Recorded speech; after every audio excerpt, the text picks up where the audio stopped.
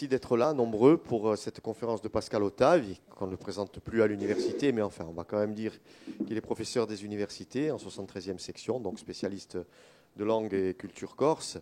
Et en même temps, ce parcours de langue et culture corse amène à des réflexions beaucoup plus larges, parce qu'il ne faut pas imaginer non plus que penser langue corse, c'est penser seulement patrimoine, défense et illustration d'une langue régionale. Penser la langue, c'est toucher le cœur de la problématique de l'identité. L'identité, c'est toucher à l'altérité. Et de fil en aiguille, on en arrive dans cette section à réfléchir sur des éléments de citoyenneté, des éléments de rapport à l'autre. Et bien entendu, Pascal a orienté sa recherche et ses réflexions sur cette problématique-là, ô combien d'actualité. C'est-à-dire qu'on est amené à réfléchir sur ce que l'on peut faire pour vivre ensemble dans ce pays, en trouvant le juste compromis, c'est peut-être un petit peu abusif, mais en trouvant la juste voie entre le fait d'être soi, ici collectivement, le fait d'être un sujet dans toute sa complexité, et le fait d'être aussi dans l'universel. Tout ça est vraiment une question énorme aujourd'hui. D'aucuns l'entendent, d'autres sont un peu plus sourds, et nous, à l'université, nous sommes là pour faire avancer cette question en la problématisant. Ti ringraziamo Pasquale di essere con noi oggi e ti prego una buona conferenza con tutti questi antichi che noi accogliamo oggi. Tocca a te. Ringraziati, allora saluto a tutti, ringraziabi di essere presenti con questo tempo che davvero piuttosto a voi e stassi in casa Zoya a vicino a vous. Donc je vais vous parler avec ce titre, Corse, gestion de soi, gestion de l'autre en soi. Vous verrez pourquoi j'ai choisi ce titre. C'est, comment dire, l'idée m'est venue en lisant un auteur, Gilbert Dalgalian, qui est un spécialiste du bilinguisme et du plurilinguisme. Et donc, les propos qu'il tenait dans son ouvrage, qui s'appelle Enfance plurilingue, qui est un ouvrage sorti dans les années 2000, donc, m'ont amené à me questionner sur le bilinguisme. Alors bon, vous me direz qu'en ce qui me concerne, et en ce qui concerne aussi l'UMR LISA, c'est quand même une vieille habitude maintenant. Donc, l'université, c'est son rôle, s'intéresse depuis longtemps aux questions identitaires et linguistiques. Donc, on parle à l'extérieur de la sociolinguistique cortenaise et de ses apports à la sociolinguistique des langues minorées. Et comment dire, les problématiques, les questions de recherche se sont élargies au fur et à mesure des années pour évoluer aujourd'hui, je dirais, à la fois dans le sens de l'ouverture au bilinguisme, au biplurilinguisme, comme le rappelait Jacques Thiers hier sur les ondes d'RCFM, et aussi à tenter de reposer la question identitaire, en tout cas c'est ce que je vais essayer de faire, la question identitaire et linguistique, dans le cadre de la globalisation. Voilà, dans le cadre, nous ne sommes pas seuls au monde. Nous vivons dans un territoire qui est traversé par des courants et des flux divers, humains, économiques, culturels, symboliques. Et donc, sans doute, la question de l'identité ne peut-elle plus être posée comme on l'avait fait dans les années 70 ou 80, en raison de l'évolution de la situation de l'île et de l'évolution de la situation du monde en général. Donc, il s'agit de se poser des questions, de s'interroger sur la gestion de la complexité et de la complexité dans la société. Bon, vous savez ce qui s'est passé au mois de janvier en France. Bon, la complexité peut présenter des aspects extrêmement brûlants, voire malheureusement purulents. Donc, comment imaginer ce qu'on appelle le vivre ensemble, qui est une expression un peu galvaudée aujourd'hui, malheureusement. Mais comment imaginer un vivre ensemble durable dans lequel tous les membres d'une société puissent se retrouver et accepter de partager du commun tout en pouvant conserver un certain quant à soi et tout en faisant que ce quant à soi ne nuise pas, je dirais, au partage du commun. Donc vous voyez que ce n'est pas une question qui est quand même d'aspect d'abord facile. Voilà. Alors, voilà, je vous ai mis cette fleur, parce que c'est une fleur sauvage, hein, du violet zambrancasio. Donc c'est ce qu'on appelle en français le pancras d'Illyrie. Hein. Ça pousse dans les montagnes, dans les rochers, dans des endroits impossibles au début mai, donc à l'époque de la fête de Saint-Pancras. Mais bon, c'est un peu pour symboliser le projet de cette société complexe. Vous voyez que la nature a trouvé le moyen de faire éclore des fleurs absolument magnifiques dans des endroits terriblement sauvages où rien ne les prédispose à s'enraciner. Voilà. Alors, mon exposé se déroulera en 3 parties. Le premier donc sera consacré à la question linguistique et identitaire, c'est-à-dire la question corse, hein, qui est posée depuis plus d'un siècle, et bien plus que cela en fait. Le corse, donc moi j'appelle ça ici, je prendrai le parti peut-être un peu provocateur d'appeler ça une langue minorée qui a réussi son coup, alors entre guillemets, hein, pardonnez-moi cette expression triviale. Et puis, je m'intéresserai à la question de la Corse comme société multiculturelle. Alors, lorsque je parle de Corse comme société multiculturelle, de mon point de vue, je ne fais qu'énoncer une banalité. Les sociétés qui sont incluses dans l'espace de l'Union européenne sont toutes, de fait, aujourd'hui, des sociétés multiculturelles. Alors, la France en général est une société multiculturelle. Alors, le problème, ce n'est pas d'être une société multiculturelle, ce sont les faits. Le problème, c'est d'être capable de le concevoir, d'une part, et d'autre part, de l'accepter. Et ça, évidemment, c'est un petit peu plus compliqué. Voilà. Alors, premièrement, évidemment, il y a, et là, l'Université de Corse s'intéresse à ces questions depuis son ouverture, depuis 80, il y a la question culturelle difficilement réductible. Alors, je passerai ensuite à quelques données factuelles et je finirai sur de la langue, de l'identité, de l'éducation. Voilà donc les 3 parties de mon intervention. Question culturelle difficilement réductible, de quelques données factuelles, de la langue, de l'identité et de l'éducation. Alors,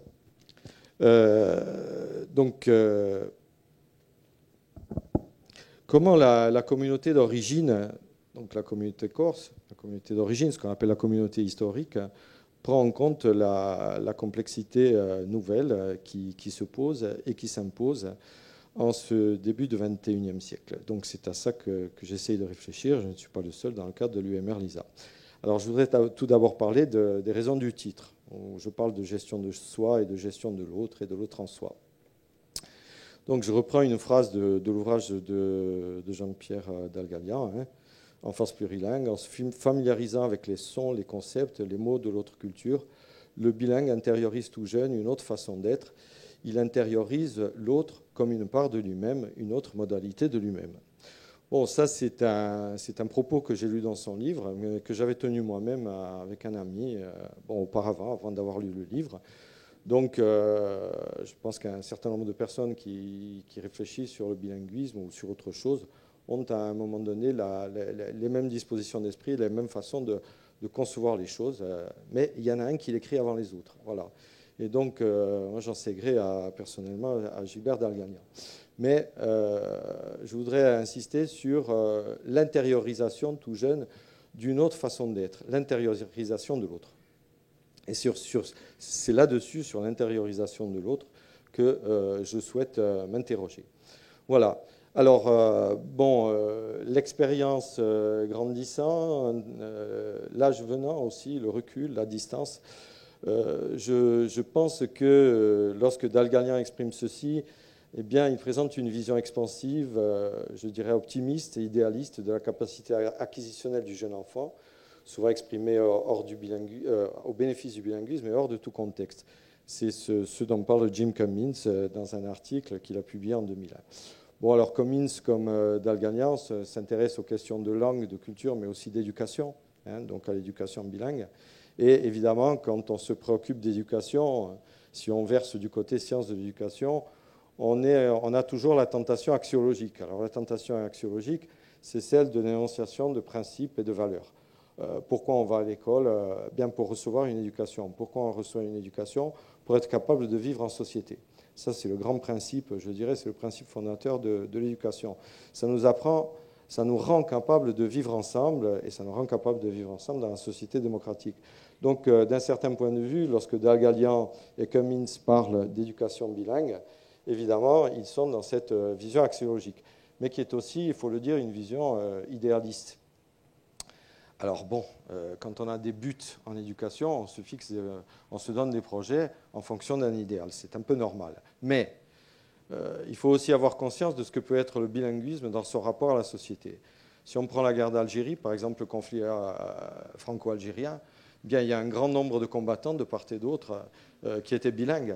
Une large partie de la population, qu'elle soit d'origine française ou d'origine algérienne, qui était bilingue. Et ça n'a pas empêché de part et d'autre les massacres de masse. Le bilinguisme n'est pas sociétalement, comment dirais-je, une bonne raison pour avoir de l'empathie envers l'autre. Ça, c'est la première des choses. Il y a tout un tas de circonstances socio-historiques, sociopolitiques. Il y a des rapports de force dans la société. Et évidemment, la définition que donne Dalgalian, elle est un petit peu hors sol, si vous me permettez l'expression. Vous avez le cas du multilinguisme, par exemple, qui est très, très, très important en Afrique noire. Je crois que la République du Congo comporte au minimum 3 langues officielles, sans parler de toutes les autres. Mais ça n'a jamais constitué un frein pour des affrontements identitaires locaux, parfois très, très sanglants. La diglossie, qui marque des rapports de domination entre deux langues. Alors on parle de système diglossique, Romain Colonne parle d'intériorisation de la diglossie par les individus. Eh bien, c'est un bilinguisme qui est complètement déséquilibré, dans lequel le bilingue dévalorise une langue par rapport à l'autre, ou a tendance à dévaloriser une langue par rapport à l'autre. Alors là aussi, il y a des rapports de force. Alors, ça ne tient pas compte, la définition, cette présentation du bilinguisme ne tient pas compte non plus des divers types de bilingualité possibles en fonction de l'histoire du sujet, donc de la personne. Alors la bilingualité, c'est Amers et Blanc, qui sont deux spécialistes qui ont fait un très beau livre qui s'appelle Bilingualité et bilinguisme, qui est sorti en 1983, et qui définissent la bilingualité comme l'état psychologique de l'individu bilingue. Alors cet état psychologique de l'individu bilingue, en ce qui concerne la langue, il se situe au carrefour de la psycholinguistique et de la sociolinguistique. Et on peut être un bilingue heureux, un bilingue malheureux, un bilingue précoce, un bilingue tardif, un bilingue tardif heureux, un bilingue précoce malheureux. Il y a tout un tas de combinaisons possibles dont ne rend pas compte, évidemment, la phrase de Dalgalian. Alors, le bilinguisme, enfin, lorsqu'il existe, je vois qu'il y a des redoublements de voyelles, vous m'excuserez, concerne la société dans toute sa complexité, il n'est pas une plante hors sol. Voilà. Ce que je vous invite à faire, si vous me suivez dans ma réflexion, c'est à considérer le bilinguisme ou le bilinguisme ou le plurilinguisme en relation étroite avec les problèmes de la société. Le bilinguisme ne fonde pas la société, c'est la société qui fonde des types de bilinguisme. Donc il faut prendre les choses, je dirais, il faut prendre le vecteur en partant de la bonne origine. Voilà. Donc, ce que je critique avec bienveillance chez Dalgalian et Cummins, parce que je partage quand même beaucoup de leurs opinions et de leurs convictions, c'est en quelque sorte, dans cette phrase, une conception anhistorique du bilinguisme et de l'éducation bilingue. Voilà. Donc, je reprends 2 phrases là, de Véronique Castellotti et d'André Duverger. Le bilinguisme en soi n'est pas nécessairement générateur d'une conception plurielle des répertoires et de la compétence. Voilà. Donc, ça me permet, je dirais, d'adosser mon propos et ma critique. Et ensuite, Jean Duverger, pas André, j'espère qu'il me pardonnera, soyons clairs, tous ces effets bénéfiques, tant au niveau de l'apprentissage de langues concernées qu'au niveau de la facilitation, préparation à l'éducation plurilingue, ne seront optimaux que si l'enseignement bilingue est véritablement bilingue et non pas réduit à la somme de 2 enseignements monolingues. Voilà. il y a le risque, quand on fait un enseignement bilingue, de le réduire à la somme de 2 enseignements monolingues, c'est-à-dire d'adosser l'un à l'autre 2 enseignements qui s'ignorent. C'est possible. C'est tout à fait faisable et ça me semble contraire, en ce qui me concerne, aux objectifs d'une éducation bilingue ou, comme on dit ici, biplurilingue. L'enseignement bilingue en Corse, historiquement, il est construit sur ce que Laurent Gaillot appelle la base de l'option négative. Alors, Laurent Gaillot définit une option négative et une option positive dans son ouvrage. L'option positive, ce serait le choix d'un bilinguisme pour des raisons, je dirais, universalistes. Donc, pour des raisons un peu extraterritoriales et de référence aux droits de l'homme et au progrès de l'humanité, ce qui est tout à fait louable. Et il parle de l'option négative. Alors, il faut se méfier des mots, parce que négatif ne s'oppose pas à positif en termes de normes et de jugements de valeur. Ce qu'il appelle option négative, c'est les bilinguismes à base identitaire, c'est-à-dire les bilinguismes qui partent d'une revendication à propos d'une langue minorée, par exemple. Il dit que ces bilinguismes-là peuvent très bien permettre de conduire à terme à la production de l'option positive, c'est-à-dire à des visées universalistes. Il dit simplement, c'est une base de départ. Bon, alors, il fallait trouver des mots, c'est peut-être pas les plus heureux, positif et négatif, mais négatif n'est pas chargé, l'option négative ici n'est pas chargée de négativité. Donc elle permet de qualifier une modalité historique d'accès au bilinguisme.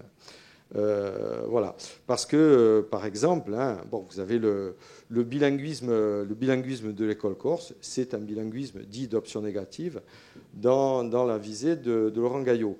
Mais vous avez certaines écoles privées qui recrutent des élèves, je dirais, moyennant espèces sonnantes et trébuchantes, dans lequel on développe un bilinguisme précoce, par exemple franco-japonais, mais qui concerne une toute petite partie de la population. Alors bon, on peut considérer que c'est à visée universaliste selon le propos de Laurent Gaillot, mais ça concerne la formation d'une élite extrêmement ténue, et c'est même un moyen de tri, je dirais, si on le considère du point de vue de la sociologie de l'éducation, c'est un moyen de tri de la population scolaire. Voilà. Alors, une question culturelle difficilement réductible. Voilà. Alors, il y a des non-dits qui sont assez lourds dans l'histoire de la Corse et dans la question linguistique et culturelle. C'est, comment dire, je ne vais pas dire l'italianité de la Corse parce que ça risquerait d'être mal compris, mais l'insertion profonde, historique, qui a duré plus de 20 siècles de la Corse dans le monde italique. Je préfère dire le monde italique parce que italique est connoté en termes civilisationnels, mais pas en termes idéologiques.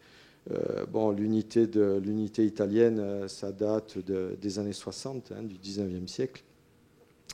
Donc la Corse fait partie de cette ère culturelle, linguistique, civilisationnelle, bien avant l'unité italienne. Mais j'ai retenu ces 2 éléments qui donnent, qui rendent compte de la présence de la Corse à la fois dans l'Italie du Moyen-Âge et de l'époque moderne.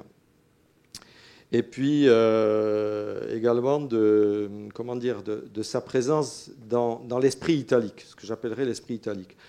À gauche, vous avez une représentation de la Corse dans la galerie des États pontificaux, donc au Vatican. Alors, moi, je pensais que c'était quelque chose, un format relativement restreint. Donc, c'est ainsi qu'elle apparaît, tête en bas. C'est un format relativement restreint, un tableau de 2 mètres sur 1 mètre, si vous voulez. Or, non, c'est quelque chose de monumental. Ça prend, disons, à peu près la dimension du rideau derrière moi. Donc, c'est dans une salle, c'est extrêmement impressionnant. Et ça montre aussi la place de la Corse dans ce monde italique. Donc c'est contemporain de l'évolution de la construction du Vatican. C'est d'ailleurs extrêmement impressionnant parce que là, d'un coup, vous avez une sorte de flash qui vous réinstalle dans une histoire qui a disparu de votre conscience. À droite, vous avez l'église de San Crisogono, qui est dans le quartier de Trastevere. quartier de Trastevere, près du Tibre, à Rome, et qui est le quartier des Corses, un quartier historique des Corses. Alors les Corses étaient des commerçants. Vous avez peut-être entendu parler de la garde du Pape, qui a été dissoute sous Louis XIV. Et il y a une tradition guerrière, évidemment, une tradition militaire de la Corse, avec la garde papale, mais pas seulement. Et puis, une tradition militaire de la Corse dans toute l'Europe. Et j'espère qu'un jour, Batti Ricci, qui a fait une thèse monumentale sur cette histoire militaire, aura la fortune de la publier. Mais dans cette église de San Crisogono, vous avez des Corses illustres de Rome qui sont inhumés dans la crypte. Voilà. Donc vous voyez que vous avez, on peut parler pratiquement d'un quartier, peut-être pas d'un quartier corse, mais d'un quartier à forte présence corse. Et par exemple, les Corses sont spécialistes du commerce du poisson dans Rome depuis le XVIe siècle. Voilà. Donc il y a une présence économique, culturelle, on peut dire à peu près totale, des Corses dans Rome. Alors, un autre exemple, ça c'est la chapelle de Cambia, qui est un tout petit village en Castagniche. Et vous avez cette fresque. Alors j'ai choisi celle-là. Pourquoi ? Parce que vous avez deux époques. Vous avez l'époque du Moyen-Âge, au fond, avec l'abside. Et puis vous avez le maître-autel devant, qui est un maître-autel de l'époque baroque, qui est donc construit avant la présence française. Alors, cette église, ces fresques, elles sont faites par des maîtres italiens qui se déplacent des côtes toscanes et qui ont des banchi. Les banchi, ce sont des ateliers artistiques auxquels participent de jeunes Corses qui partent se former de l'autre côté de la mer et qui reviennent avec leurs maîtres. Donc, ces peintures murales, ces fresques, la fresco, donc la peinture sur l'enduit frais, elle est faite à la fois par des maîtres italiens et par de jeunes Corses qui deviendront par la suite même des maîtres en Italie. Donc il y a une continuité des flux culturels en même temps que les produits économiques. Vous avez des produits culturels et une circulation des hommes et des biens immatériels qui se produit de part et d'autre de la Méditerranée. Alors l'hôtel baroque, donc, il est toujours je l'attribue toujours à cette période italique, évidemment, puisque là, on est après le concile de Trente, donc à partir du XVIe siècle. Et les couleurs que vous avez, ce sont les couleurs du baroque, de l'art baroque que vous retrouvez dans la ville de Rome. Voilà. Ce sont des couleurs dominantes, cette espèce de blanc un peu pâle, cette espèce d'ocre rouge, les ocres. Voilà. Vous allez à Rome, vous allez retrouver exactement ce même type de couleurs que vous retrouvez dans nombre d'églises baroques en Corse. Donc tout ça rend compte d'une imprégnation extrêmement profonde et d'une irrigation, je dirais, du tissu humain civilisationnel. La mer n'est pas une séparation. La mer n'est pas une séparation. La mer, c'est un pont. Voilà. Donc Brodel a parlé de la Méditerranée, parlait des plaines liquides de la Méditerranée. Je crois que là, on a un exemple magnifique de la mer Tyrrhénienne comme plaine liquide. Alors voilà, une présence durable de l'italien. Ça, c'est une plaque. Vous voyez, questa fontana con la beveratoio è un dono che ha fatto al comune il signore Agostini Cesare Augusto, costruito nell'anno 1910. Voilà, avec un proverbe. Donc, une plaque en Corse, posée, donc c'est une fontaine, c'est une personne à Santa Maria Poggio, près de Cervione, qui a construit cette fontaine pour le village, qui en a fait don à la commune, et il a demandé donc une reconnaissance par la position de cette plaque. La loi sur l'obligation scolaire, donc avec le français obligatoire, l'école gratuite, laïque obligatoire, et la langue française qui exclut toutes les autres, c'est 1881. Nous sommes donc en 1910, donc 29 ans, si je ne me trompe pas, après la promulgation de la loi, ce qui veut dire que ça n'est pas parce qu'on édicte une loi, qu'on édicte une norme institutionnelle, que sociologiquement, ça devient une réalité.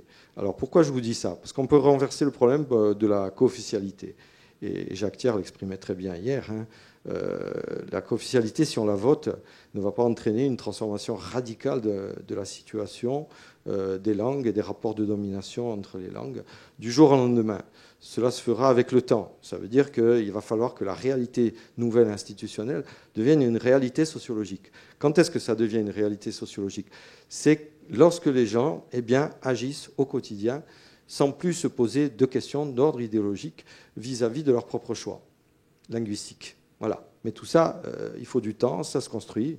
Le français ne s'est pas imposé en Corse sans difficulté. Il a fallu beaucoup de temps. Aujourd'hui, ça paraît naturel de parler français.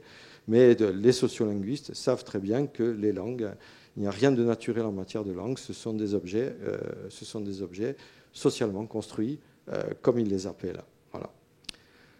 Donc, intégration difficile dans l'ensemble français, malgré la conquête. Quelques exemples que je tire par exemple d'Eugène Guérard. En 1830, les étudiants corses constituent encore la majorité estudiantine halogène la plus importante à l'université de Pise, 1830. Donc il y a des étudiants étrangers, hein, c'est normal pour l'université, mais les Corses sont les plus présents en ce qui concerne les étudiants de l'extérieur. Il y a une situation d'hégémonie définie par Jean-Baptiste Marcellesi vis-à-vis de l'italien, c'est-à-dire que la situation d'hégémonie linguistique, c'est quand les gens, par exemple, parlent de langue et choisissent par commodité, en se disant que c'est plus avantageux pour eux, ce qu'on appelle la langue dominante par rapport à la langue qui ne donne pas accès à un certain nombre de produits, de faveurs, de services. Hein. Donc, alors deux exemples. Hein. Une fois donc en état de lire le latin qu'il ne comprenait pas encore, et l'italien qui était la langue maternelle, c'est Patachini Pinelli, qui a fait une histoire de l'instruction en Corse avant l'annexion. Vous voyez qu'il appelle en 1894, le Corse n'est pas présent dans la conscience linguistique des Corses. L'italien est la langue maternelle. Et Francesco Ottaviano Rinucci, qui a été le directeur du collège d'enseignement secondaire et qui, à ce titre, a contribué à l'implantation du français en Corse, parle de notre langue, l'italien. Alors, s'il y a bien un livre à lire sur l'histoire culturelle de la Corse, il y en a deux, entre autres. Hein. Il y a le livre d'Eugène Guérard, bien sûr, et puis il y a les mémoires de Francesco Ottaviano Rinucci, de Jacques Thiers, qui est un livre absolument, vous allez saisir, je dirais, le mouvement de francisation, justement sur le plan idéologique et sociologique. Ça, c'est un livre, ce sont deux livres d'enrichissement personnel. Enfin, il faut rappeler que les étudiants corses ont participé activement, enfin ceux qui étaient dans les universités italiennes, au mouvement du Risorgimento. Et quand ils avaient des problèmes avec la police de l'Empire austro-hongrois, ils venaient se mettre au vert en Corse, parce qu'ils étaient quand même relativement turbulents. Voilà. Alors, des exemples tardifs. Hein, Marie-Jean Vinciguer, qui a publié un livre en 2011. Son grand-père, Orsu Domenico, menuisier de son état, préférait la poésie au rabot. Il a entraîné son fils, Orsu Francesco, le père de Marie-Jean, sous le châtaignier tutélaire du Valdo. Et là, il lui lisait la Gerusalemme Liberata. L'enfant ravi s'initiait à la poésie du Tasse. Voilà. La poésie du Trecento, donc de la Renaissance italienne. Elle circulait, je dirais, dans le peuple, qui ne savait pas forcément lire et écrire, mais qui était capable donc de déclamer de la poésie savante italienne. Et enfin, Pietro Luciana, qui transcrit en quelque sorte la disjonction culturelle. Sur le continent italien, je ne connais personne. De nature timide, je me sens incapable en quelques semaines de nouer une quelconque relation solide. Voilà. Alors que, lorsque les Corses allaient en Italie, erano Casasoia, ils débarquaient toujours chez un Corse qui allait les conduire, je dirais, qui allait leur dire bon, tu vas faire telles études, tu vas venir avec moi, etc. Ils étaient pris un peu par la main. Là, il y a une rupture sociologique qui s'est installée. Et Pietro Luciano, évidemment, c'est quelqu'un d'éminemment intéressant, puisque c'est le premier écrivain corse avant Sant'Ugazano, avoir publié les Berzi Italiani e Corsi, c'est à peu près 400 pages, dont la moitié sont des poésies écrites en italien et la moitié des poésies écrites en corse. Donc on a une espèce de... Vous assistez à un mouvement d'autonomisation de la langue par rapport à l'italien qui conserve malgré tout encore son prestige, l'autonomisation définitive venant, elle, avec Sant'Ugazano, avec la publication de la Tramontane en 1896. Bon, je vais passer sur sur les éléments qui sont ici, la tramuntana, la cispra, parce que ça c'est bien connu. La relation un peuple, une langue. C'est intéressant chez Sant'Ugazzano, parce que Sant'Ugazzano, quand il écrit en 96, il n'a pas de revendication politique. Hein. Il met la langue corse en scène. Il n'utilise plus l'italien alors qu'il a été formé en italien, comme tous les gens en Corse jusqu'aux années 1850-1860. Il choisit volontairement le corse. Mais il dit ceci à un moment donné. Et il se replace, je dirais, dans la lignée romantique de la langue du peuple et de la nation. Un peuple incapable de parler l'idiome de son pays, qui n'entend plus les douceurs musicales de la voix qui a bercé son enfance et consolé ses mots, oublieux des enseignements les plus nobles et les plus sacrés de la famille, prononce sa propre sentence de mort. Ça, c'était des choses qu'il ne disait pas au début de la Tramontane. Mais vous voyez que le lien entre revendications linguistiques et politiques est fondé. Alors, il y a des faits qui ne sont pas très bien connus. Il y a, au XIXe siècle, une politique discriminatoire à l'égard des Corses en matière d'économie et de liberté de déplacement, dont Sampiero Sanguinetti parle dans un ouvrage qui s'appelle Le complexe de Pénélope. Et il a étudié les archives de l'Assemblée nationale et on découvre des choses assez impressionnantes sur la liberté de déplacement. Bon, il est très difficile, à la fin du XIXe siècle, pour un Corse de sortir de l'île. Il faut véritablement montrer patte blanche. Et ces travaux montrent qu'il y a en quelque sorte une forme d'assignation à résidence non dite. Voilà. Les Corses ne sont pas traités comme l'ensemble des autres Français. C'est une réalité.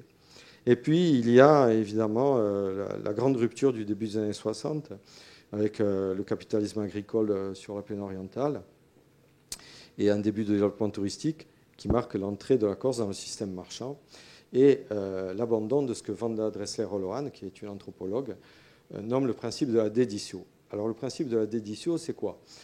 Ça me semble intéressant parce que ça permet de comprendre les relations de la Corse avec l'extérieur. Disons que le principe de déditio, selon elle, c'est le principe d'une suzeraineté reconnue. C'est-à-dire que la Corse délègue sa souveraineté à une puissance extérieure, à condition qu'elle puisse conserver un certain nombre de caractéristiques majeures qui lui sont propres, en matière économique, en matière culturelle, en matière juridique. Et donc, si vous voulez, l'entrée dans le système marchand provoque une accélération de l'entrée dans le système de droit commun. Vous voyez les discussions qu'il y a aujourd'hui, par exemple, quant à l'abandon des arritemio, quant à une nouvelle fiscalité. Vous voyez que toutes ces discussions actuelles sont liées avec des problématiques très, très anciennes et qui ont rapport avec cette fameuse déditio qui me semble un concept opératoire. Bon, alors après, il y a toutes les avancées institutionnelles sur lesquelles je ne vais pas revenir. L'article 7 dans la loi de janvier 2002 qui pose des dispositions exceptionnelles pour la langue corse, qui inscrit la langue dans l'emploi du temps des écoles, des collèges, des lycées. Et ça n'existe pour aucune autre langue en France. C'est ce qui me permet de dire que le corse est une langue minoritaire, une langue régionale qui en France a réussi. C'est une langue qui a réussi parce que vous avez aujourd'hui 30% des élèves qui sont dans l'enseignement bilingue. Alors, tout est relatif, bien entendu, dans cette réussite. C'est une langue qui a réussi par rapport à l'ensemble des autres langues régionales dans l'Hexagone. Aucune n'est arrivée à avoir un système... Parce que là, ça, l'article 7, c'est une base juridique de protection. Voilà. La co-officialité, ça sert à quoi aussi ? Ça sert à avoir une base juridique de protection. Pourquoi ? Parce que, par exemple, lorsque vous prenez une décision en matière institutionnelle, vous avez ce qu'on appelle à la préfecture le contrôle de légalité ou dans les administrations.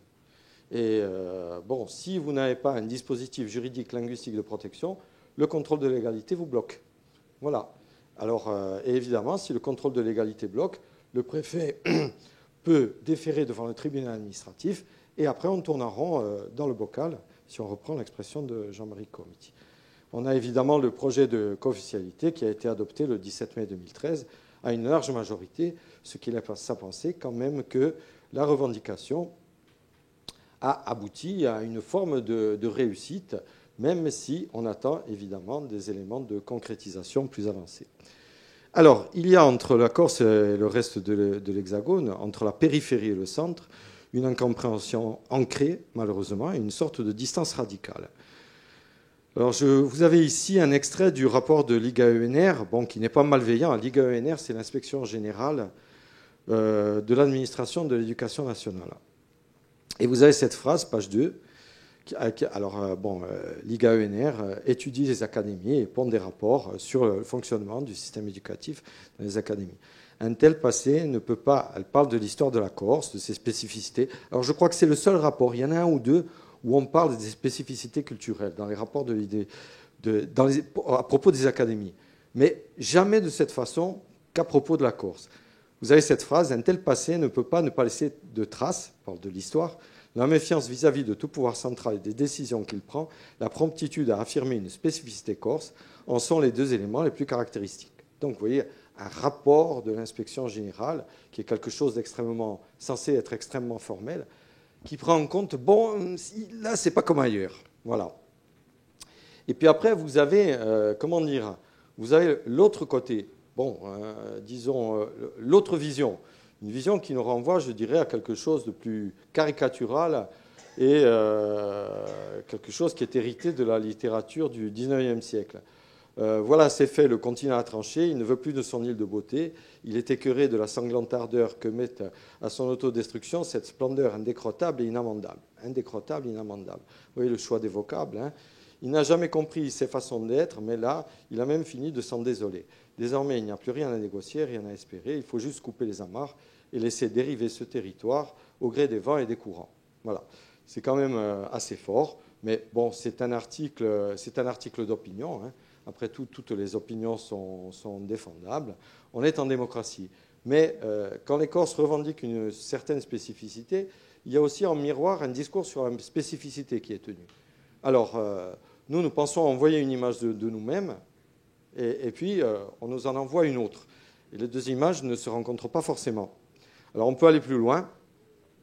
Il y a une incompréhension ancrée, je crois qu'il ne faut pas craindre de le dire, et une sorte de distance qui est parfois radicale. Alors ça, c'est le France Inter, le 7-9h, l'émission de Patrick Cohen, que peut-être certains d'entre vous écoutez. C'est le lundi 6 mai 2013. C'est un dialogue entre Manuel Valls, qui est à l'époque ministre de l'Intérieur, et les auditeurs. Alors c'est à propos de la violence liée au banditisme. Une auditrice. Donc il y a un moment où la personne invitée dialogue avec les auditeurs. Je suis corse, je travaille pour la Corse, je vis en Corse, et pour moi la violence ne fait pas du tout partie de ma culture. C'est un peu désespérant d'entendre que ça fait partie de notre culture. C'est comme si finalement on ne pouvait rien faire. Alors Manuel Valls répond, les premières victimes de la violence sont les Corses, sont les français, puisque la Corse est profondément française, qui sont sur cette région, sur cette île, depuis des dizaines d'années. Oui, la violence est profondément enracinée. C'est la région d'Europe où il y a le plus d'assassinats et de meurtres. Et vous voulez que le ministre de l'Intérieur nie cette réalité qui est aussi enracinée dans la culture corse. Alors, Patrick Cohen, qui est le responsable de l'émission, moi j'ai écouté le matin, hein. Alors, il module sa voix. Dans la culture corse, vous le répétez ce matin, dans la culture corse, il y a de la violence. Mais vous comprenez bien que quand vous dites que dans la culture corse, tous les Corses se sentent impliqués dans la phrase. Non parce qu'ils sont les premières victimes, non parce qu'ils doivent nous aider à lutter contre cette violence. Voilà. Bon, alors évidemment, Manuel Valls est loin de résoudre la contradiction. Mais lorsqu'il dit que les Corses sont intrinsèquement violents, il culturalise la question de la violence. Et là, on a ce qu'on appelle en philosophie une contradiction ontologique, à savoir qu'un citoyen français, il est défini de façon abstraite. Il ne peut pas faire référence à telle ou telle culture. La seule culture qui est revendicable, c'est la culture universelle. Or, là, une partie de la population est renvoyée à sa propre culture. Donc, ça ne correspond pas à la définition du citoyen français. Alors là, il y a une espèce de dedans et de dehors qui est exprimée dans le discours et une contradiction qui est insoluble, une aporie, hein, comme on dit en philosophie. Donc quelque chose d'irréductible qui est exposé par le ministre. Voilà. Alors, donc ça, c'est les éléments du débat. Alors, les données factuelles. Bon, le corse, c'est une langue qui est plutôt bien ancrée dans les représentations. Donc à gauche, vous avez l'enquête OpinionWay du 3 janvier 2013 qui a été faite pour le Conseil de la langue. Et vous voyez que les gens disent comprendre bien ou assez bien la langue à 71%. la parler à 53%, la lire à 51%, et l'écrire à 23%. Bon, ça, c'est des chiffres que vous ne retrouvez jamais pour d'autres langues régionales. Alors attention, après, il faut se méfier parce que ça, c'est du déclaratif. C'est-à-dire que c'est les gens qui disent moi, voilà, voilà. Alors, bon, vous savez, Daoudi Aldé, c'est comme on dit, quand Dalor Daouté, il y a souvent un fossé entre ce qu'on dit et la réalité.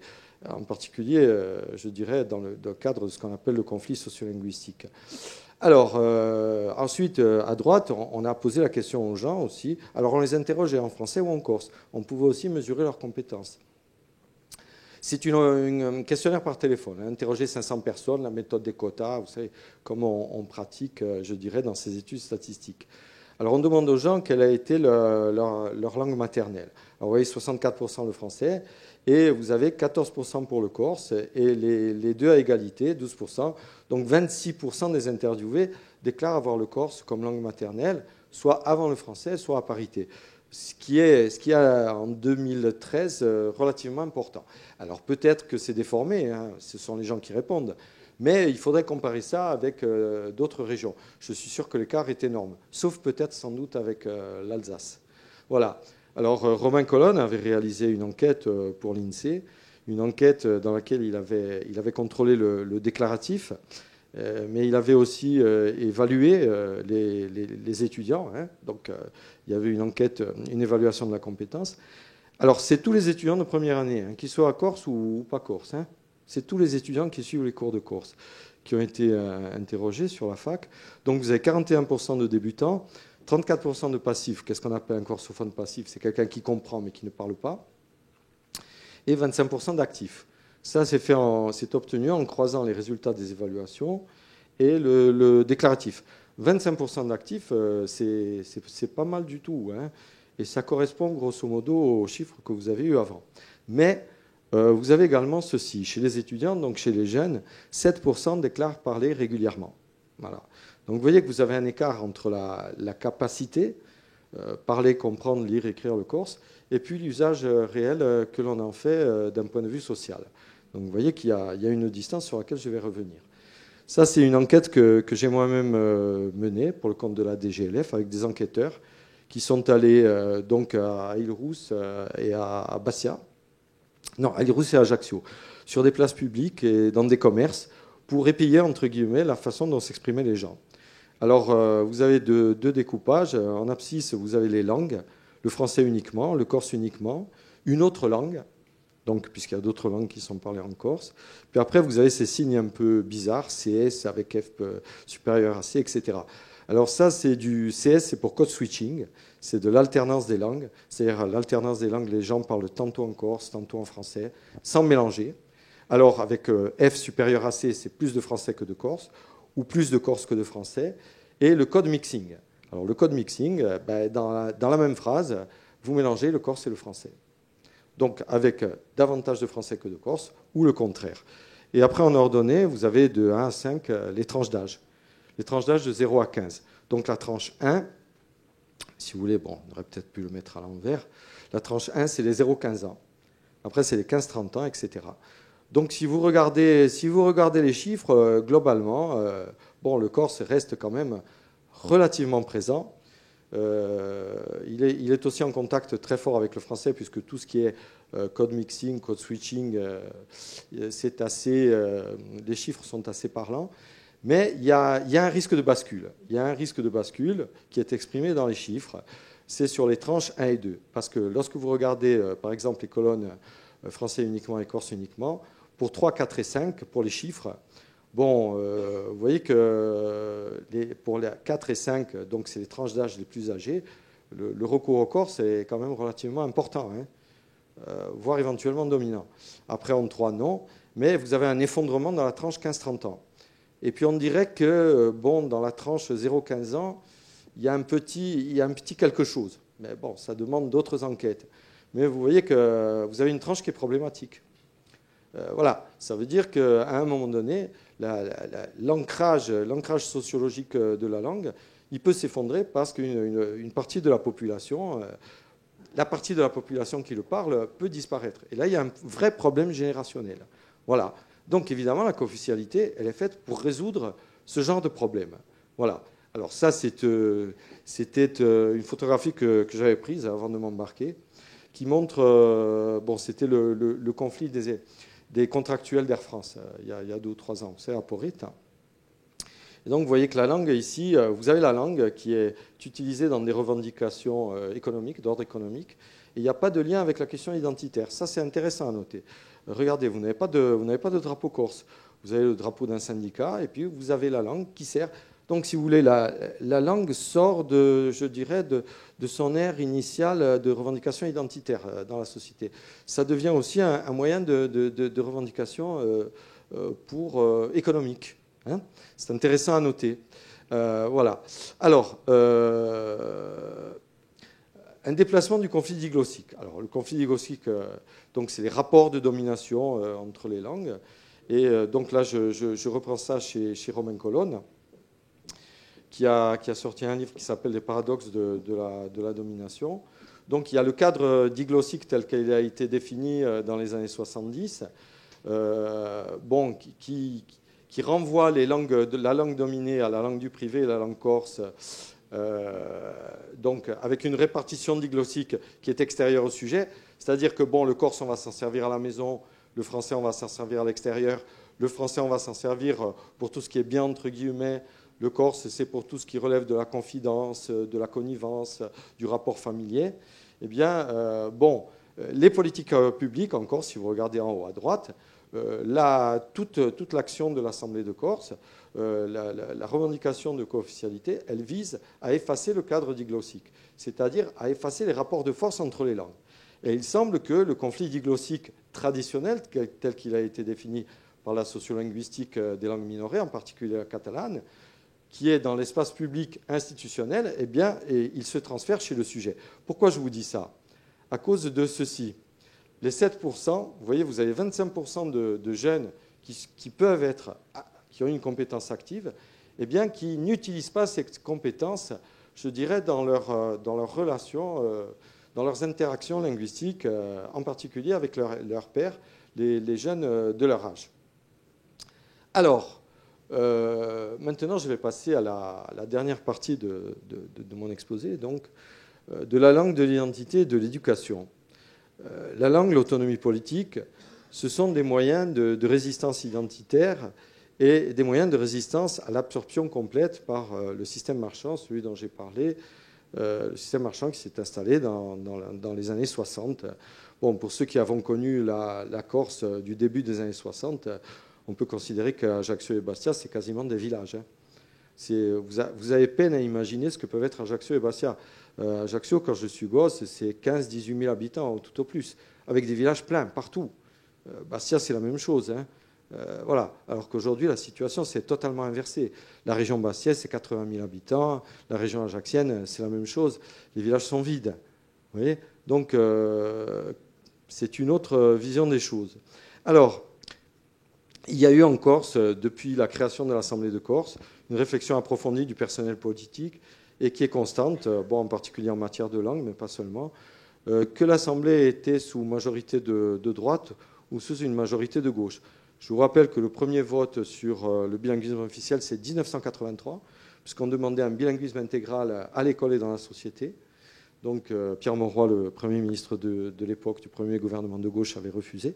Donc vous voyez que ce n'est pas nouveau, c'est une revendication. 83-2013, ça fait 30 ans. Hein. Voilà. Et je rappelle ces propos de Pierre Diong, hein, qui est le conseiller en charge de la langue. En ce qui me concerne, je suis convaincu qu'un statut d'officialité est nécessaire à la sauvegarde de la langue corse. La co-officialité, ça s'aligne sur le modèle de la co-officialité catalane, sur le modèle catalo-espagnol. Alors, Pierre Diong a toujours, il s'agit en sorte que notre langue nous aide dans la gestion des politiques publiques liées à l'éducation et à l'intégration. Alors voilà, ça me permet de faire le lien avec la question de l'intégration de la société multiculturelle. L'Assemblée de Corse, je dirais, avec sa majorité de droite, avait parlé d'une éducation bilingue pour conduire au plurilinguisme également. Et la nouvelle majorité n'a pas renoncé, je dirais, à ce principe. Alors, il faut s'intéresser à présent, il faut réfléchir au lien langue-identité, évidemment, là, c'est là-dessus que je voudrais travailler sur le lien langue-identité-culture. Alors il faut bien entendu surtout ne pas essentialiser la question de la langue, la question de l'identité. Les identités des sociétés, des groupes ethniques n'ont jamais été statiques, fixes comme des objets monochromes et monoculturels exposés dans un musée pour la postérité. Ça, ce serait une patrimonialisation d'ailleurs. Et c'est une illusion de croire qu'elles pourront le devenir quand le rythme des changements globaux est aussi rapide qu'il est aujourd'hui. Je voudrais vous rappeler qu'au XIXe siècle, vous l'avez lu tout à l'heure, c'est l'italien la langue maternelle des Corses, ce n'est pas le corse. Voilà. Quand les Corses répondent à l'enquête d'OpinionWay en 2013, c'est le corse qui est la langue maternelle. Donc il y a eu un changement. Ce changement, il s'est construit par l'histoire. Voilà. Alors, il y a deux non-dits, de mon point de vue, dans la revendication insulaire. Du point de vue interne, c'est l'origine linguistique du corse. Du point de vue externe, c'est les rapports entre la Corse et le Maghreb en raison de l'histoire de la colonisation. Alors, sur le non-dit interne, il y a une rupture avec l'italien, rupture obligatoire de par l'histoire, la culture italienne, qui est engendrée par des conditions socio-historiques que nos générations ne maîtrisent pas, puisqu'elles en héritent. Il y a une ambiguïté politique et culturelle dans l'entre-deux-guerres sur laquelle je ne vais pas m'étendre, mais qui a coûté cher à certains, soit de par leur choix, soit de par l'objet, soit à cause de la répression dont ils ont fait pour certains injustement l'objet. Il y a un choix stratégique qui a été fait après le vote de la loi d'Exxon. Ça, c'est assez mal connu. La loi d'Exxon, en 1981, on a refusé son bénéfice aux Corses, à l'italien et au flamand. Pour quel motif? Parce qu'on a dit que c'est des dialectes de langue étrangère. Le corse, c'est un dialecte de l'italien, le flamand du hollandais et l'alsacien de l'allemand. Pourquoi? Parce que la loi d'Exxon, elle est pour ce qu'on appelle aujourd'hui les langues de l'hexagone, les langues des minorités historiques de la France hexagonale, le catalan, l'occitan, etc. Et le corse n'est pas une de ces langues. Historiquement, il ne l'est pas. Donc, à un moment donné, lorsque, je dirais, les responsables de la future association, le Muntese, de la publication, qui ont créé l'association Lingua Corsa, ont mené campagne pour la langue corse, ils ont été obligés de couper le lien avec la langue italienne. Lorsqu'ils sont allés prendre les députés par la Manche, Giacomi, Jean Zuccarelli à l'époque, eh bien, ils ont été obligés de faire référence au corse pour le corse. Voilà.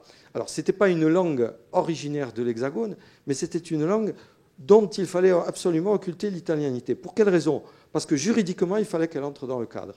Après, pour ceux qui avons été enfants donc, dans cette période, l'Italie était très mal vue à cause de l'occupation italienne. Hein. L'italien era lucchese. Voilà.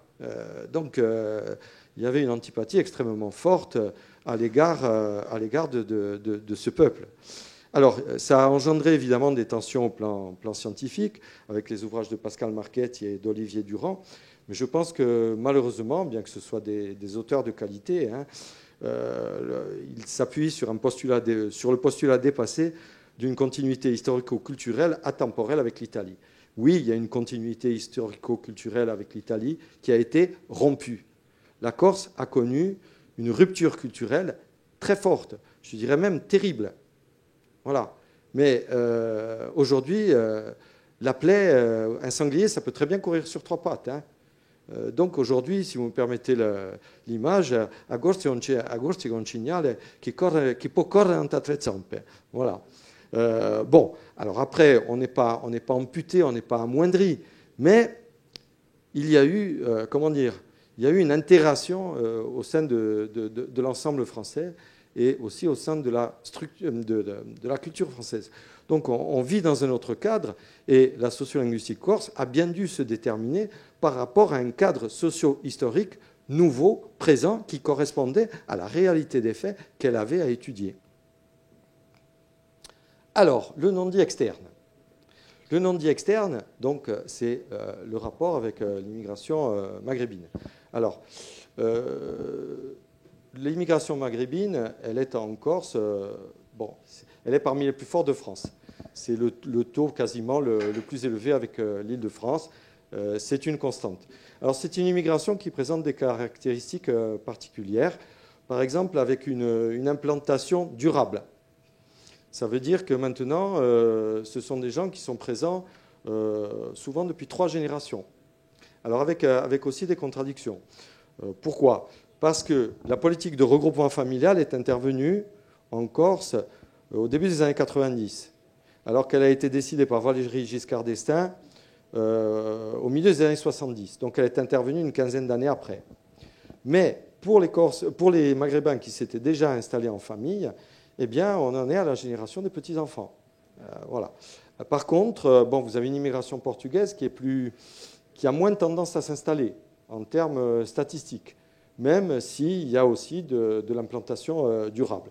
Donc, vous avez aujourd'hui aussi une immigration plus récente d'origine slave, avec les travailleurs polonais et roumains.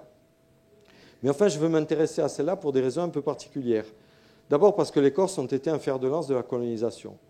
Les Corses représentent, ce qui est énorme, l'armée d'Afrique, donc l'armée qui servait en Afrique, dans l'ensemble de l'Afrique, 5% des officiers et 25% des fantassins. C'est absolument extraordinaire comme représentation démographique par rapport au reste de la population française. Voilà. Alors pourquoi ? Pourquoi ? Parce que la Corse, avant la guerre de 14, a vécu une crise économique très grave qui avait commencé à être résolue par l'immigration des Corses vers l'extérieur, en particulier vers les colonies, et qui s'est accélérée, je dirais, sous la Troisième République et avec les conséquences de la Première Guerre mondiale. Donc, les Corses ont été des colons. Les Corses ont été des colons, c'est-à-dire qu'ils ont profité de ce qu'on appelle l'échange inégal entre le colonisateur et le colonisé. Alors, Albert Memmi, alors vous voyez le nom Memmi, c'est pas un Corse, hein. C'est pas un Corse du Niolo, Memmi, puisqu'il y a des Memmi dans le Niolo. C'est un philosophe juif tunisien, voilà, aux ascendances italiennes. Et donc, il a écrit un livre qui s'appelle Le portrait du colonisé, dont j'ai l'édition de 1973. Et il parle, je dirais, des vagues de colonisation, des colonisateurs. Et il parle ce qu'il appelle c'est lui qui les appelle comme ça, les mystifiés de la colonisation. Alors, il met entre autres les Italiens et les Corses. Alors, les Italiens, les Espagnols et les Corses. Et il parle des Corses et des assimilés de fraîche date. Il dit « Les assimilés de fraîche date se situent généralement bien au-delà du colonisateur moyen. Ils pratiquent une surenchère colonisatrice. Ils étalent un mépris orgueilleux du colonisé et rappellent avec une insistance leur noblesse d'emprunt que vient démentir souvent une brutalité roturière et leur avidité. Trop étonnés encore de leurs privilèges, ils les savourent et les défendent avec inquiétude et âpreté. Et lorsque la colonisation vient à être en péril, ils lui fournissent ses défenseurs les plus dynamiques, ses troupes de choc et quelquefois ses provocateurs. » Et ça, malheureusement, ça correspond à des réalités très dures des indépendances, je dirais, du Maghreb. Voilà. Alors, ce n'est pas propre aux Corses, mais ça parle entre autres des Corses. Et si vous voulez en savoir plus, vous lisez un ouvrage de Michel Manon, qui est sorti au début des années 2000. Et il vous explique certains faits qui se sont déroulés dans son enfance à Alger, au temps de l'OS. Je ne vous en dis pas plus. Voilà. Bon, c'est très difficile d'imaginer aujourd'hui ce qu'a pu être la relation coloniale et le degré de violence qu'elle peut atteindre et le degré de violence dans lequel les gens peuvent verser d'un côté comme de l'autre. Alors, évidemment, ce temps-là est passé, mais je m'intéresse aux études de Jean-Michel Giac, qui enseigne chez nous à la fac en 2011 et 2013, qui s'est intéressé aux Marocains et à leur rapport aux langues.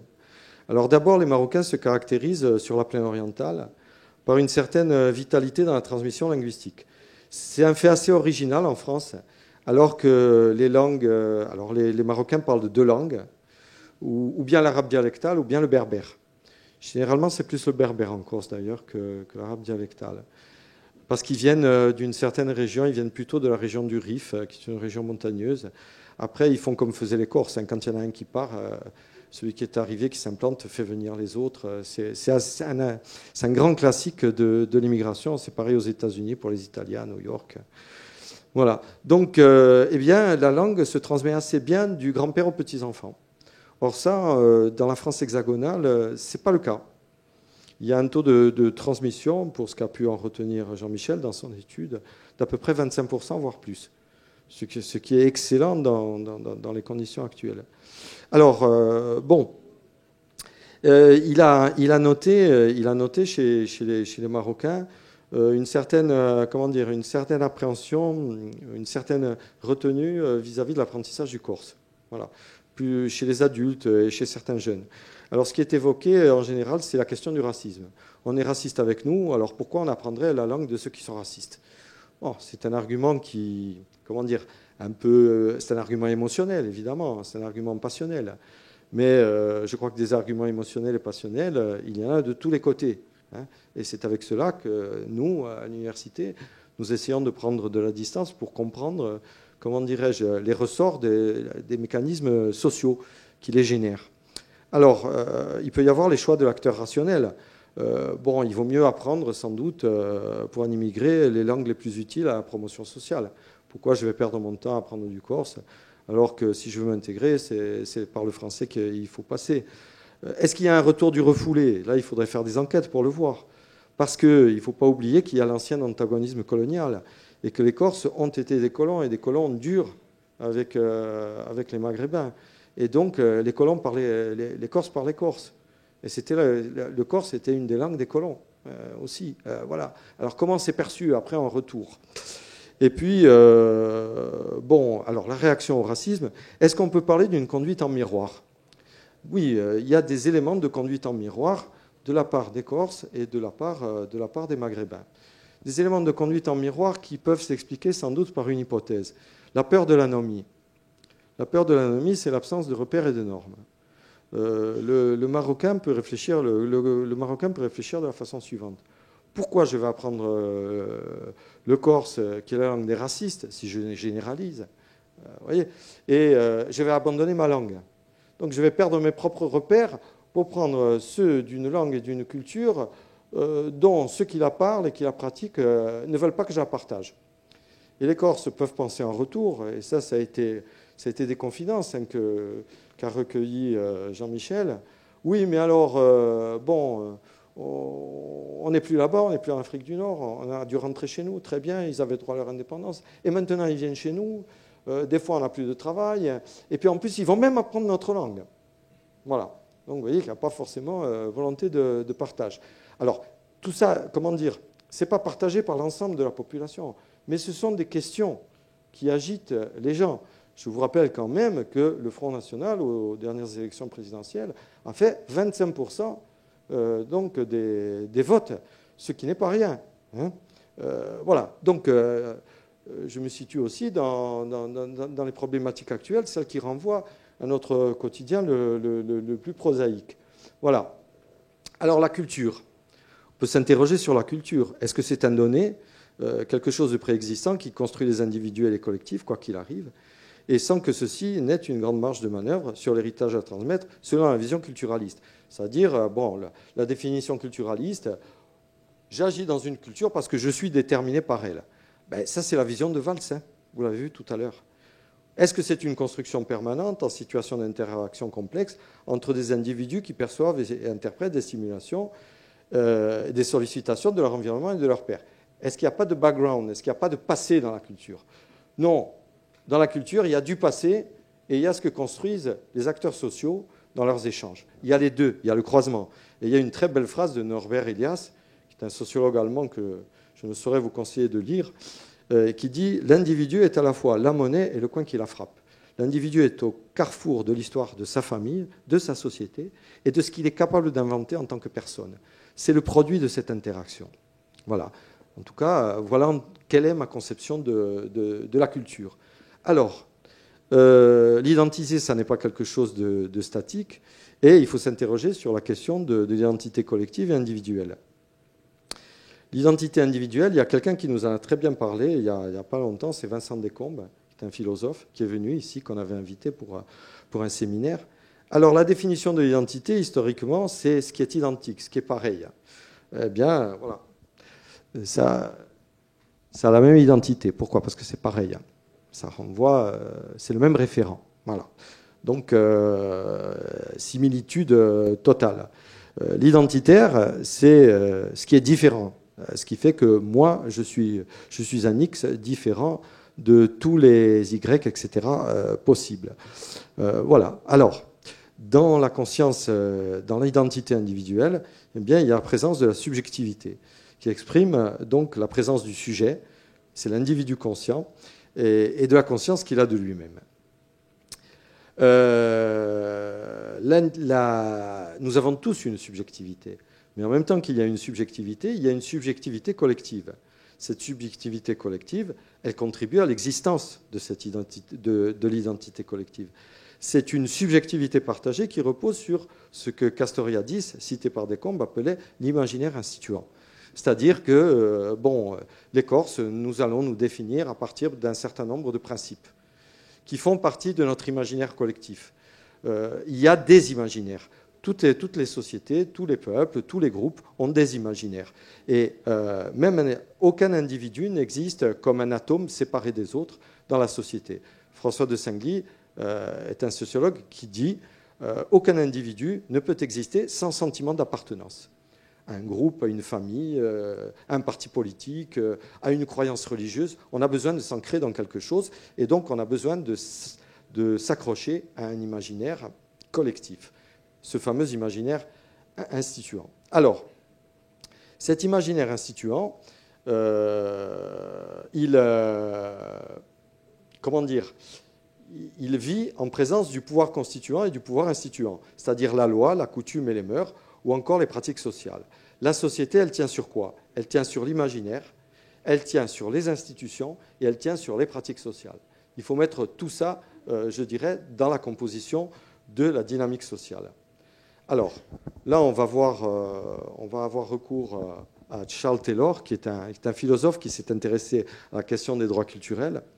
Charles Taylor, c'est un Canadien qui dit qu'on peut prendre en compte les problèmes culturels et linguistiques des identités collectives incluses dans des ensembles plus vastes si les groupes qui les portent admettent et intègrent le principe axiologique selon lequel priment les droits de l'individu, fondement de la modernité. Bon, là, je crois qu'on est vraiment au nœud du problème en Corse.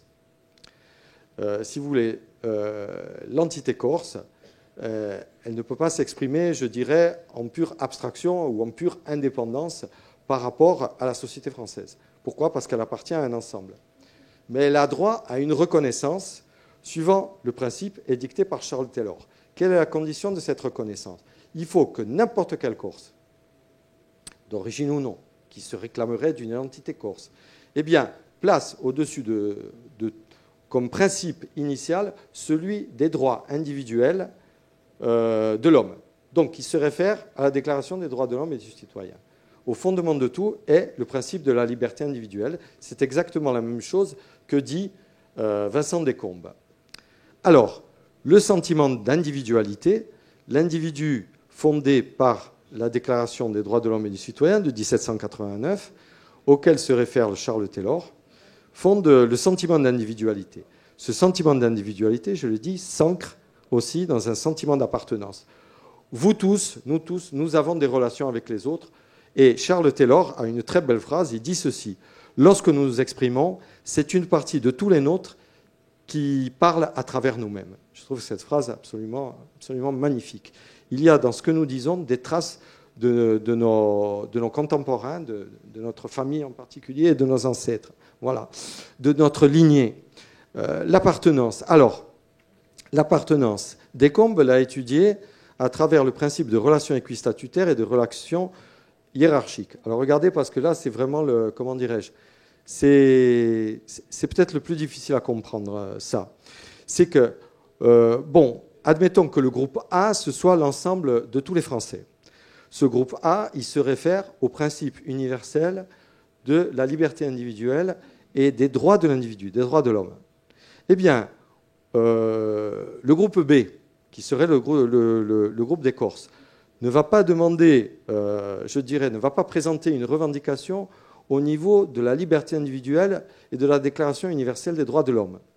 Il va reconnaître ce principe de supériorité du droit universel, de la Déclaration, par rapport au droit particulier. C'est le principe édicté par Charles Taylor. Alors, vous avez au sein du groupe A le français, alors le groupe B, ce sera le groupe des Corses, et le groupe non B, admettons, le groupe de tous les autres qui se sentent à la fois français et un peu différents de l'ensemble des Français. Alors, là, par exemple, vous pouvez mettre Latifa Ibn Zaïten. Qui est cette femme? Peut-être certains d'entre vous la connaissent. Elle est venue l'année dernière parler aux lycéens à Ajaccio. Et Latifa Ibn Zaïten, vous voyez qu'elle a un foulard sur la tête. Vous connaissez la question du foulard, hein. C'est une question symbolique extrêmement forte. C'est la mère d'un des militaires de carrière qui a été tué par Mohamed Berrad. Voilà. Et elle est venue parler aux lycéens, au lycée Laetitia à Ajaccio. Et elle est venue défendre les valeurs de la République. Voilà. Elle est venue défendre les valeurs de la République et de la Déclaration des droits de l'homme et du citoyen en disant qu'ils sont prépondérants sur tout. Mais elle l'a fait avec son foulard sur la tête.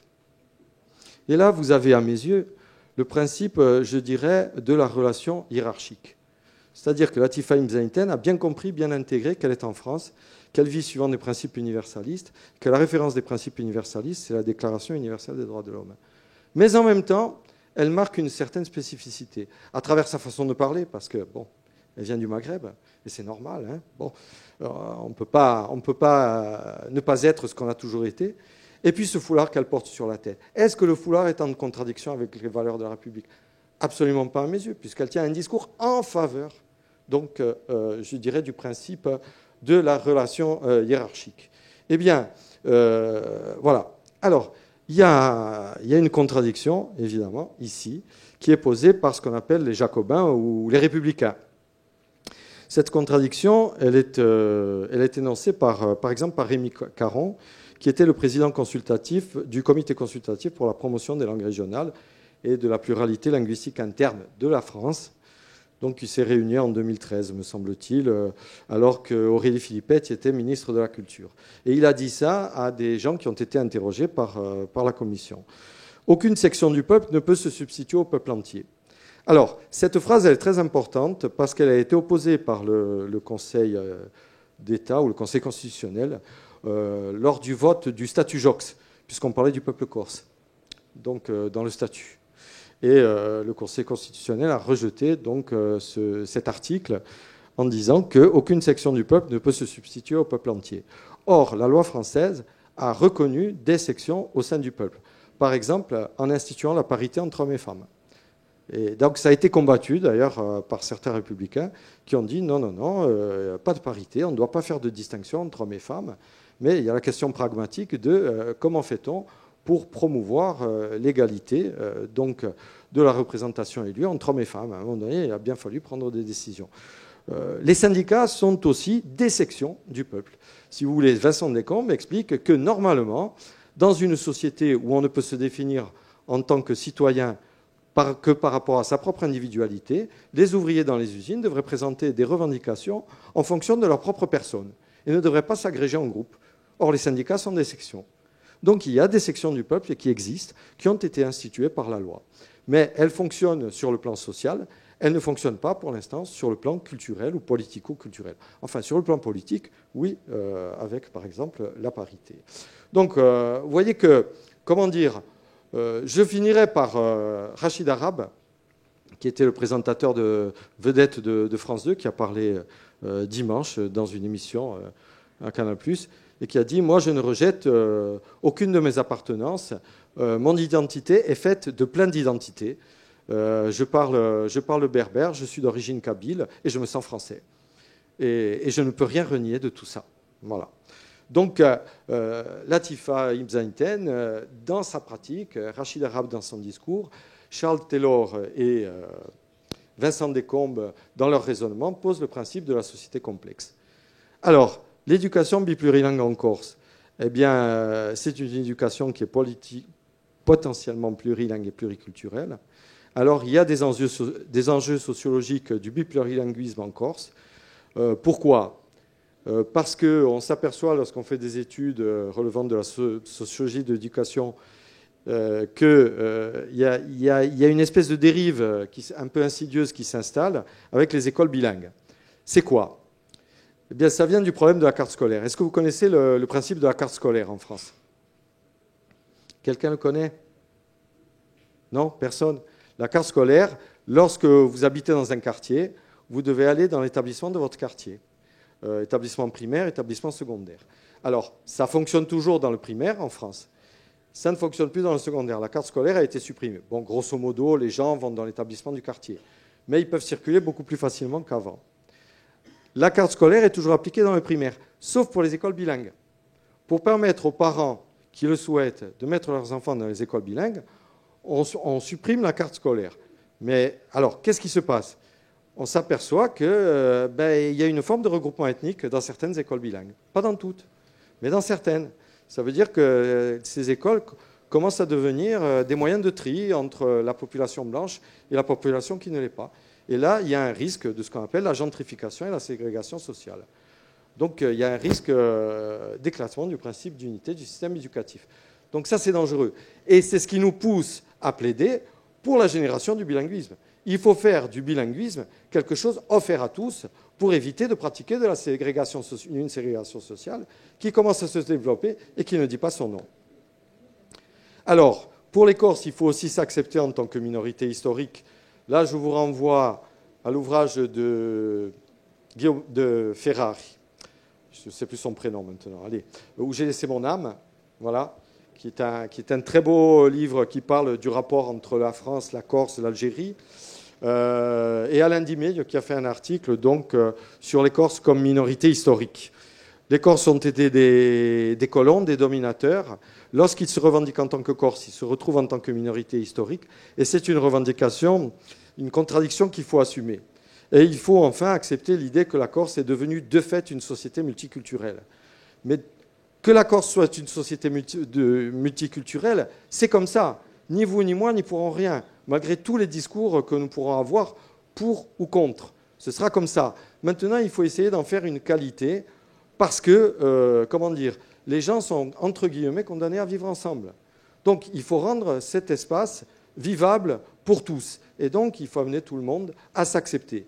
Alors, qu'est-ce qui est en cause là-dedans? Eh bien, il y a un problème de double reconnaissance. Reconnaissance externe entre une communauté historique, celle des Corses, et l'État, et une reconnaissance interne, alors je fais référence à la figure du tiers, avec la prise en compte de l'ensemble des langues dans le système éducatif, dans un système aménagé et dans une relation hiérarchique, comme j'ai pu le dire tout à l'heure, pour les questions d'identité. Voilà. Alors, je vais finir avec ces deux diapos. Il y a des tensions sociales. Alors, vous savez qu'après, il y avait eu, dans la rue droite, à Bastia Carudio-Drit, il y avait eu des affrontements entre collégiens, collégiens d'origine corse et collégiens d'origine maghrébine, dans les années 90. Et on avait fait faire, la Maison de la Culture avait fait faire un travail à Bastia aux collégiens. Et ça s'appelle, leur production s'appelle Portrait de travers de la rue droite. Et il y a une jeune maghrébine qui avait écrit « C'est marrant, nous appelons les Corses les Français quand ils sont aussi racistes que les Français. » C'est une adolescente, hein. C'est des propos d'adolescents. Hein. Nous appelons les Corses les Français quand ils se comportent avec les étrangers comme les Français se comportent avec les Corses. Et toc, voilà. Hein. Donc petite vengeance symbolique. Mais vous voyez les réactions en miroir. Voilà une autre plus douloureuse. Alors Maryse Vérarne, c'était une étudiante qui avait fait un master sur les incidents de la rue droite et qui est assistante sociale. Elle avait recueilli des interviews d'adultes, de jeunes adultes qui avaient participé aux événements de la rue droite en tant qu'adolescents. Et donc l'un d'entre eux, un Marocain, avait dit « Vous savez, on va au Maroc. Les gens vous disent « Tu es un Français, tu es de France. Quand vous rentrez ici, on ne peut pas se sentir corse parce qu'on n'est pas accepté. Donc en gros, au Maroc, on n'est pas marocain. Ici, on n'est pas corse, on n'est pas français. Mais vous êtes un être humain. Moi, je dirais, je suis corse, je suis né ici et j'ai grandi ici. Mais je ne peux pas le dire parce qu'on ne me veut pas. Et quand on va sur le continent, on est des Corses. On n'est ni de là, ni de là, ni de là. C'est de la souffrance. Vous voyez, ça, c'est, comment dire, c'est le principe de l'injonction contradictoire. Vous n'en sortez pas, il y a de quoi devenir fou. Hein. Voilà. Alors, je crois qu'il y a encore un besoin de reconnaissance partagée. Reconnaissance de la communauté corse historique par l'État, reconnaissance de l'autre par les Corses dans le cadre d'une situation multiculturelle. Bon, là, je fais référence à Axel Honneth, hein, qui a parlé du principe de la reconnaissance. Alors, il y a les travaux de l'Assemblée territoriale qui vont tous dans ce sens, donc dans un sens extrêmement positif. Et je finirai par ce petit texte. Alors, c'est une question que je pose aux étudiants de L1 de sciences de l'éducation. Donc c'est tout récent, c'est des devoirs que j'ai corrigés à propos de l'article de Cummins dont je vous ai parlé tout à l'heure. Elle écrit ceci. Qu'est-ce que vous pensez de l'article de Cummins? Je vous le lis. Hein, donc c'est une jeune fille, 19-20 ans tout au plus. d'origine maghrébine. Alors, ce n'est pas ses initiales, hein, je les ai changées pour l'anonymer complètement. Je pense que la langue... Je vous le dis parce que je tiens à le lire, parce que j'ai trouvé ça très beau. Je pense que la langue maternelle de l'enfant fait partie intégrante de celui-ci. Et lorsqu'il lui est interdit ou demandé de ne pas l'utiliser à l'école, c'est comme si on lui demandait de ne pas être fier de ce qu'il est et de qui il est. Vous voyez le principe de la reconnaissance.